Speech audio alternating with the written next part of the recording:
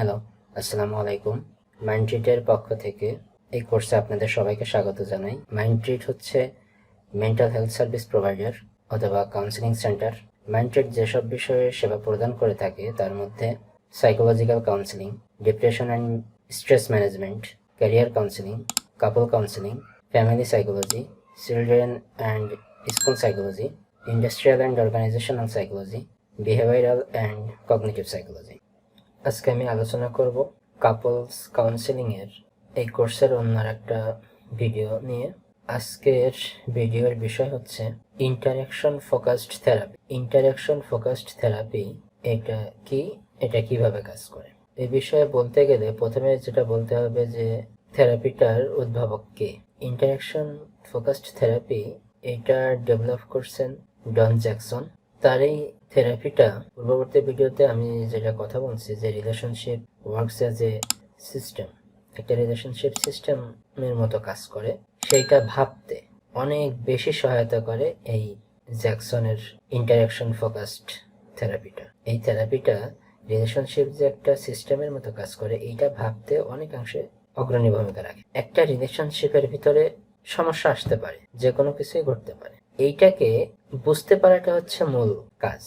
আমরা কিছু সময় আমরা মাঝে মাঝে বুঝতেই পারি না বা বুঝতে চাইও না যে আমরা সমস্যার ভিতর দিয়ে যাচ্ছি বা একটা সমস্যা হতে যাচ্ছে, আমরা এগুলো বুঝতে চাই না কিছু। আমরা সবসময় চেষ্টা করি যে ওকে ঠিক আছে, নেগলেক্ট করার চেষ্টা করি, আচ্ছা ঠিক আছে।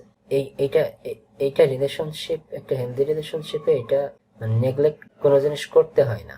ওকে ঠিক আছে, একটা সমস্যা হচ্ছে, ওকে এটা সলভ করে ফেল। এই থেরাপিতে, এই ইন্টারাকশন ফোকাসড যে থেরাপি, এই থেরাপিতে আমরা যেটা করি, একটা কাপল যখন তাদের প্রবলেম নিয়ে আসে, আমরা এমন একটা এনভায়রনমেন্ট ক্রিয়েট তাদের জন্য করে দিই যেখানে তারা মন খুলে কথা বলতে পারে। আর তারা যদি মন খুলে কথা না বলে, তো অ্যাজ এ সাইকোলজিস্ট হিসাবে আমরা তো তাদের সমস্যাটা বুঝতে পারবো না। আর আমরা যখন সমস্যার মূল জায়গাটা উদ্ঘাটন করতে না পারবো, মূল জায়গাটা বের করতে না পারবো যে সমস্যাটা কেন হচ্ছে, কি কারণে হচ্ছে, কিভাবে হচ্ছে, কোথায় হচ্ছে, এই জিনিসগুলো যদি আমরা বের করতে না পারি, তো আমরা কখনোই একটা ভালো কাউন্সেলিং করতে পারবো না, ভালো একটা ওয়ে বের করতে পারবো না সমস্যার সমাধানে।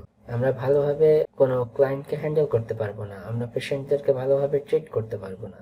মূল যে কাজটা আমাদের, সমস্যার মূলটা বের করা, সমস্যা কোথায় হচ্ছে সেটা বুঝতে পারা, সেটা বুঝতে পেরে কাপলদেরকে অনুধাবন করতে সাহায্য করা যে আপনাদের সমস্যাটা এখানে হচ্ছে। সেই সেই কাজটা না করলে বা সেই সেইটার এগেনস্টে একটা স্টেপ নিলেই কিন্তু সমস্যাটার সমাধান হয়ে যাবে। এটা খুবই সহজ একটা বিষয় আপাত দৃষ্টিতে মনে হতে পারে, বাট একটা সমস্যার কেন হয়, কিভাবে হয়, কোন কারণে হয়, এইটা বের করা কিন্তু খুবই কঠিন একটা কাজ। একটা ইন্ডিভিজুয়াল ব্যক্তি যখন কাউন্সিলিং এর জন্য আসে, তাদের জন্য আমরা একরকম থেরাপির দিয়ে থাকি, আবার কাপল যখন আসে তাদের জন্য একটু অন্যরকম আবার থেরাপি হয়ে থাকে। থেরাপির বিভিন্ন ওয়েতে আমরা থেরাপিগুলো অ্যাপ্লাই করি, তাই না?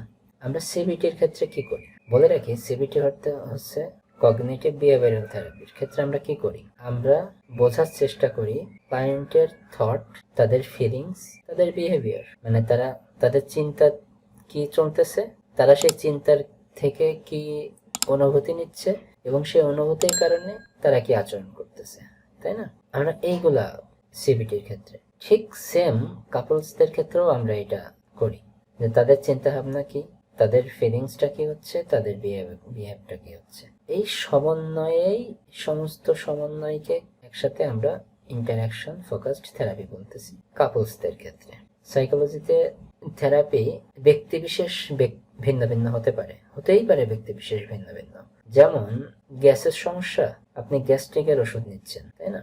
সমস্যার সমাধানে যাচ্ছে, এটা এটা সর্বক্ষেত্রে, মেজরিটি ক্ষেত্রে একই ধরনের হয়ে থাকে, হয়তো শুধু ডোজের তারতম্য হয়ে থাকে, তাই না, বয়স বিবেচনায় রেখে। কিন্তু থেরাপির ক্ষেত্রে কিন্তু ভিন্ন ভিন্ন বয়সের মানুষের ক্ষেত্রেও অনেক অনেক জায়গায় একই রকম থেরাপি, আবার একই মানুষের ক্ষেত্রে বিভিন্ন থেরাপি, এটা হতেই পারে। তো আমরা আমরা ইন্টারাকশন ফোকাস থেরাপিটা যেটা করি, সেটা হচ্ছে পেশেন্টদেরকে তাদের একটা নির্দিষ্ট একটা এনভায়রনমেন্ট ক্রিয়েট করে দিই, যেখানে তারা তাদের লাইফে কি কি চলতেছে, কি কি ঘটতেছে, তারা সেটা সেখানে মন খুলে বলে।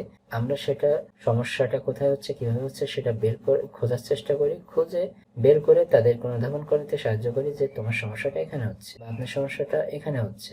ওকে, এই সমস্যাটা তাইলে এবার এভাবে সমাধান করলে পরে বেটার হবে।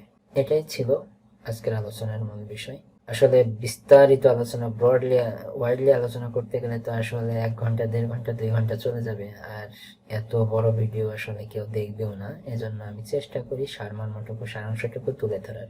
অনেকেই হয়তো বলতে পারেন যে এত অল্প, এত কম, আবার বেশি হইলে কিন্তু সে দেখবেও না, তাই না? তো চেষ্টা করবেন আমি যতটুকু বলি সেটা অনুধাবন করার, সেটা বোঝার চেষ্টা করবেন, তাহলে আপনারা সম্পূর্ণ টোটাল বিষয়টা বুঝতে পারবেন। আর যদি কোনো কনফিউশন থেকে থাকে তা আমাকে অবশ্যই কমেন্টের মাধ্যমে আমাকে, অথবা অন্যান্য যে যোগাযোগের মাধ্যম আছে সেই মাধ্যমে আমাকে নক করে আমার কাছ থেকে ক্লিয়ার হতে পারেন। আজকে এ পর্যন্তই, দেখা হবে পরবর্তী কোনো ভিডিওতে। সে পর্যন্ত সবাই ভালো থাকবেন। ধন্যবাদ সবাইকে।